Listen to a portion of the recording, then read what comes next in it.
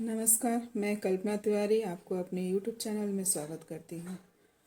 आज मैं आपको एक रोचक कहानी सुनाने जा रही हूँ। एक लकड़हारा की कहानी।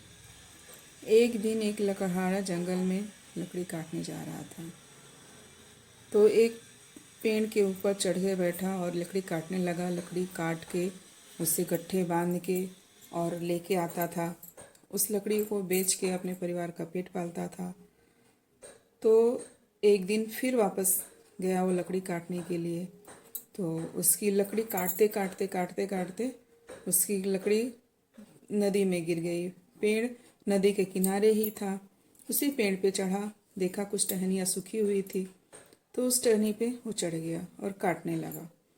अचानक से उसकी कुल्हाड़ी की जो लकड़ी थी वो टूट गई और उसकी जो कुल्हाड़ी थी वो उसके नदी में गिर गई। बेचारा मायूस हो गया और रोने लगा। रोते रोते बहुत चिंतित था कि अब मैं कैसे लकड़ी काटूंगा, अपने परिवार का कैसे पेट पेट पालूंगा, अब क्या करूं मैं। तब तक भगवान जी देख रहे थे और भगवान जी ने एक बच्चे का रूप धारण किया और उसके सामने आए। कहे, भाई तुम क्यों इतना रो रहे हो, क्यों तुम इतने दुखी हो। तो लकड़हारा ने रोते रोते कहा, भाई क्या कहें, बड़ा घोर समस्या है। मेरी कुल्हाड़ी नदी में गिर गई है और उसी से मैं पेड़ का डाढ़ी काट के लकड़ी बेच के अपने परिवार को पालन पोषण करता था। अब मैं कैसे पालन पोषण करूँगा। तो उस देवता ने कहा, जो बालक का रूप पकड़े हुए थे, बोले क्यों चिंता कर रहे हो, मैं अभी नदी में ढूंढ के निकाल देता हूँ नदी से। तो उन्होंने नदी में डुबकी लगाई। नदी में डुबकी लगाई तो पहले डुबकी में उन्होंने सोने की कुल्हाड़ी निकाली। तो उसने लकड़हारा ने कहा कि हे भगवान, ये तो मेरी नहीं है भाई, ये तो मेरी नहीं है, ये किसी और की होगी। मैं गरीब आदमी, सोने की कुल्हाड़ी कहाँ से मैं लाऊंगा।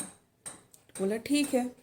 वापस उस बच्चे ने दोबारा डुबकी लगाई तो उन्होंने चांदी की कुल्हाड़ी निकाली। फिर वो बोला, भाई मैं बहुत बहुत दुखी हूँ, अब बहुत गरीब हूँ, मैं सोने चांदी की कुल्हाड़ी कहाँ से लाऊंगा, ये मेरी कुल्हाड़ी नहीं है। तो फिर वापस उस बच्चे ने तीसरी बार उन्होंने डुबकी लगाई। फिर उसकी लोहे की कुल्हाड़ी निकाली। फिर लोहे की कुल्हाड़ी को देख के लकड़हारा बहुत खुश हो गया। उसने बोला, हाँ भाई, यही मेरा कुल्हाड़ी है। तो उसने अपनी कुल्हाड़ी ले लिया और पसंद हो गया।